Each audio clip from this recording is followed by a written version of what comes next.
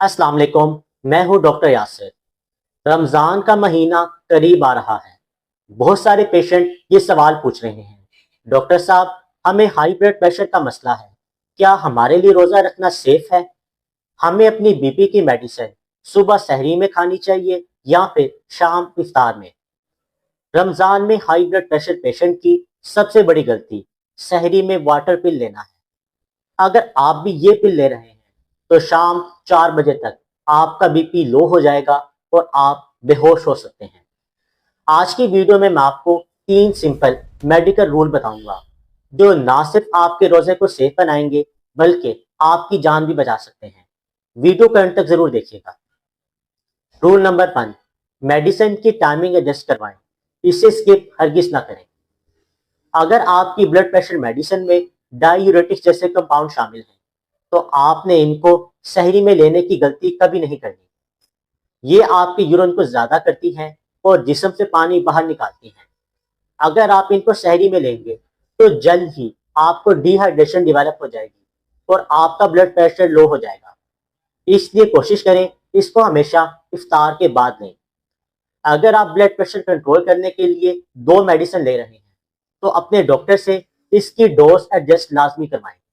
अमूमन heavy dose इफ्तार के बाद दी जाती है और लाइट डोज सुबह सहरी में, ताकि दिन भर आपको प्यास ना लगे। रूल नंबर 2, सहरी में सोडियम बॉम्ब से बचें। हमारे कल्चर में लोग सहरी में पराठा और अचार का इस्तेमाल करते हैं। ये दोनों चीजें आपके ब्लड प्रेशर के लिए नुकसानदेह हैं।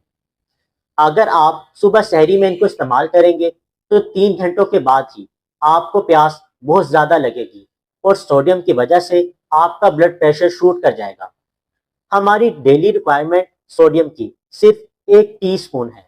इससे ज्यादा नमक हमेशा ब्लड प्रेशर के लिए नुकसानदेह है। प्रोटोकॉल सिंपल है, सुबह सहरी में दही का इस्तेमाल करें और फलों का इस्तेमाल करें, और फलों में खास तौर पर केले का। केले में पोटाशियम बहुत ज्यादा होता है और ये दिन भर आपके ब्लड प्रेशर को कंट्रोल रखेगा। रूल नंबर 3, रोजा कब तोड़ना है?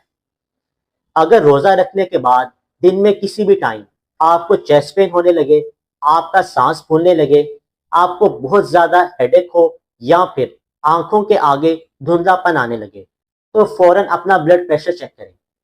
अगर आपका ब्लड प्रेशर 180/120 से ज्यादा आ रहा है या फिर 90/60 से लो है तो फौरन रोजा तोड़ दें और मेडिसिन और पानी का इस्तेमाल करें।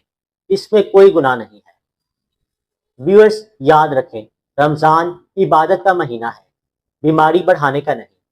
आज ही अपने डॉक्टर से अपनी मेडिसिन एडजस्ट करवाएं ताकि आपका रमजान बिल्कुल सेफ गुजर सके।